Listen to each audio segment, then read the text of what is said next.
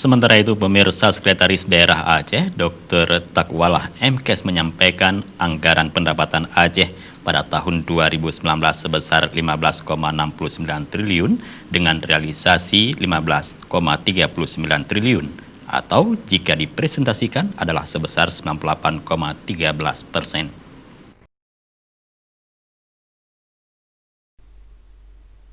Hal itu disampaikan oleh Sekda Aceh saat membacakan laporan keterangan pertanggungjawaban Gubernur Aceh tahun anggaran 2019 kepada Dewan Perwakilan Rakyat Aceh di ruang sidang paripurna DPRA Senin.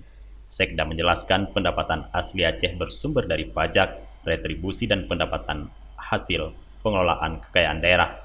Dari pendapatan asli Aceh yang direncanakan berjumlah 2,58 triliun dengan realisasi 2,54 triliun atau 98,1%.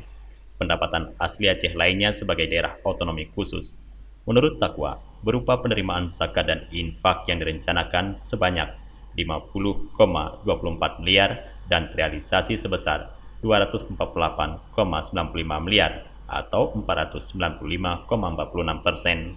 Pendapatan dari dana perimbangan yang bersumber dari pemerintah pusat berupa dana bagi hasil pajak, bukan pajak, dana alokasi umum, dan dana alokasi khusus yang direncanakan sebesar 4,23 triliun dengan realisasi sebesar 4,8 triliun atau 96,33%. Pendapatan daerah yang sah bersumber dari pendapatan hibah, dana penyesuaian dan otonomi khusus serta pendapatan lainnya direncanakan sebesar 8,86 triliun dengan realisasi sebesar 8,77 triliun atau 98,99%. Untuk belanja Aceh tahun 2019 menurut Takwa direncanakan sebesar 17,32 triliun dengan realisasi sebesar 15,58 triliun atau 89,92%. Dari Banda Aceh, Tim Liputan Aceh TV melaporkan.